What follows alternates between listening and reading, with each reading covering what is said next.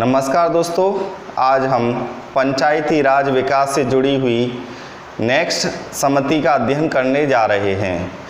पंचायती राज से जुड़ी हुई नेक्स्ट समिति है एल.एम. सिंघवी समिति, जो गठित होती है 1986 में राजीव गांधी सरकार द्वारा। इसे गठित करने का जो उद्देश्य होता है वो ये है कि पंचायती राज संस्थाओं के पुनरुद्धार पर एक अवधारणा पत्र तैयार करने के लिए किया जाता है इसे। इसके अलावा इस समिति ने जो निम्न सुझाव दिए वो सुझावों को हमने यहाँ पर लिख लिया है।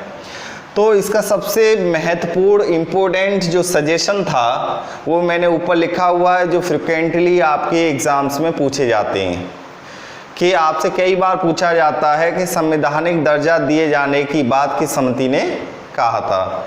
तो हमारा इसका आंसर होगा एल.एम. सिंघवी समिति, लक्ष्मीमल सिंघवी समिति। हालांकि ऐसा नहीं है कि संवैधानिक दर्जा दिए जाने की यही इसी ने बात की हो।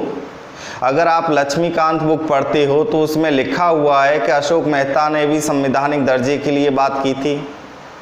इसके बाद अगर आप जाओगे, थुंगन समिति हो गई, गौड़गिल समिति हो गई, इन्होंने भी राज्य संस्थाओं को संवैधानिक दर्जा देने की वकालत की थी। लेकिन जो प्रश्न आता है आपका संवैधानिक दर्जे से वो एल.एम. सिंघवी समिति से ही माना जाता है।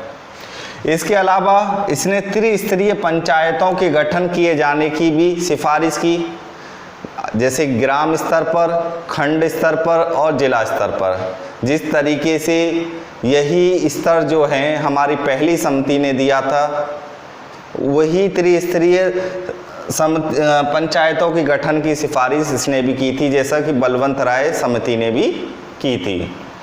इसके अलावा दलगत व्यवस्था को पंचायती चुनाव में नहीं अपनाना चाहिए। पंचायती राज व्यवस्था से जुड़ी समस्या के निवारण हेतु पंचायती राज अधिकरण की व्यवस्था या स्थापना की जानी चाहिए। मतलब कि पंचायती राज व्यवस्था में अगर कोई डिस्प्यूट हो जाए, किसी तरीके की प्रॉब्लम इमर्ज हो जाए, तो उसको कैसे निपटाया जाए, कैसे उसका निपटारा किया जाए, इसके लिए उन्होंने कहा कि एक पंचायती राज अधिकरण मतलब इंग्लिश में कहते हैं ट्रिब्यूनल को, कि एक पंचायती राज ट्रिब्यूनल की स्थापना की जानी चाहिए, ये इसने सुझाव दिया। इसके अलावा इसने राज्य वित्त आयोग के गठन के लिए कहा।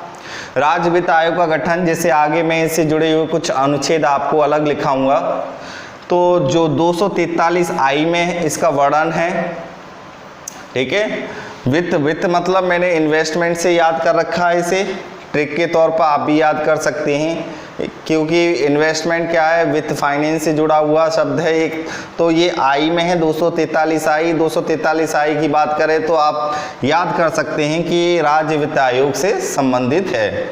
इसके अलावा पंचायतों को कर रोपण का अधिकार देने की सिफारिश इसने की, सुझाव दिया। गांवों के समूह के लिए न्याय पंचायतों की स्थापना, राज्य के मुख्य निर्वाचन अधिकारी को पंचायत के निष्पक्ष निर्वाचन की जिम्मेदारी दी जानी चाहिए।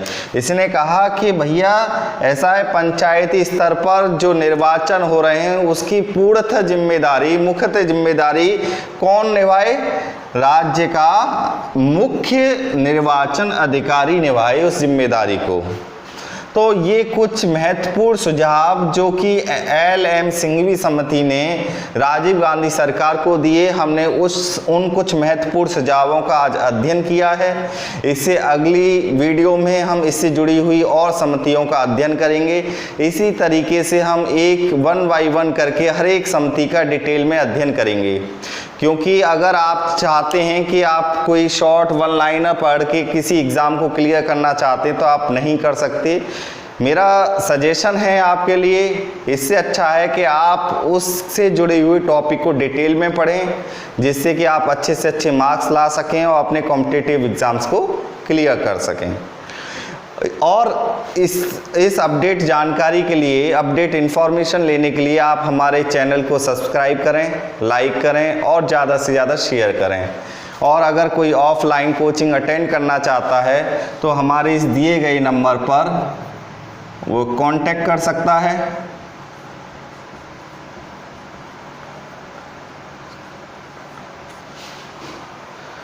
थैंक यू, धन्यवाद।